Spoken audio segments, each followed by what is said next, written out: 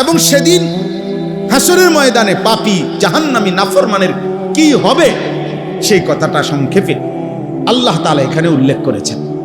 এবার আপনি শুধু তর্জমাটা শুনেন, আপনি বুঝবেন। আপনারা একদম সহজ, আপনারাই বুঝবেন। আল্লাহ তাআলা বলতেছেন, সাআলা সাইলুম বিআযাবিন ওয়াকি'। হে নবী, এক ব্যক্তি আপনার সামনে প্রতিনিয়ত আমি আল্লাহর কাছে কাফের বেঈমান নাফরমান পাপীদের উপরে নিশ্চিত যেই আযাব, সেই আযাব কামনা করছে বারবার।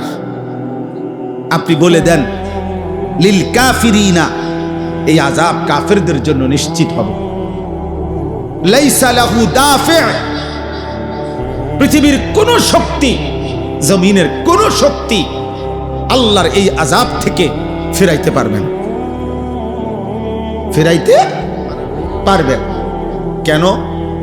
কারণ মিনাল্লাহি যিল মাআরিজ, সর্বোচ্চ মর্যাদা সম্মান, অথবা দ্বিতীয় তাফসীর হলো 7 আসমানের ঊর্ধ্ব পর্যন্ত, অথবা তৃতীয় তাফসীর হইল জমিনের তলদেশ থেকে আসমানের 7 আসমানের ঊর্ধ্ব পর্যন্ত যত উপরে ফেরেশতারাগুলো, আল্লাহর ফেরেশতারা উঠতেছে, এই সর্বোচ্চ শিখর পর্যন্ত পূর্ণটার পূর্ণ 7 আসমান, তার ঊর্ধ্বে অথবা সর্বোচ্চ মর্যাদার অধিকারী যেই মহান আল্লাহ, এই শাস্তির ঘোষণা সেই আল্লাহর পক্ষ থেকে। আপনি বলেন বেঈমান, এটা কোনো মেম্বার চেয়ারম্যানের হুমকি না,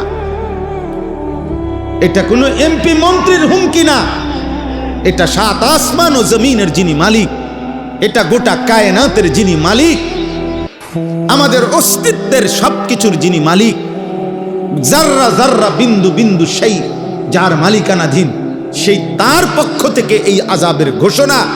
অতএব এমন মালিকের ঘোষণাকে এমন হেলায় ফেলায় মনে করা উচিত না। ফাইজলামি সবখানে মানায় না, ফাইজলামি কি সবখানে মানায়, গারতারামি সবার সাথে ঠিক না। আল্লাহ তাআলা বলতেছেন, তারুজুল মালাইকাতু ওয়ার রূহু ইলাইহি। আল্লাহ তাআলা বলেন, যেই 7 আসমানের ঊর্ধ্বে সর্বোচ্চ মর্যাদার অধিকারী যেই মহান আল্লাহ, সেই সর্বোচ্চ মর্যাদায় তিনি যেখানে আছেন, ওই সর্বোচ্চ মর্যাদা পূর্ণ পর্যন্ত কোটি কোটি ফেরেশতা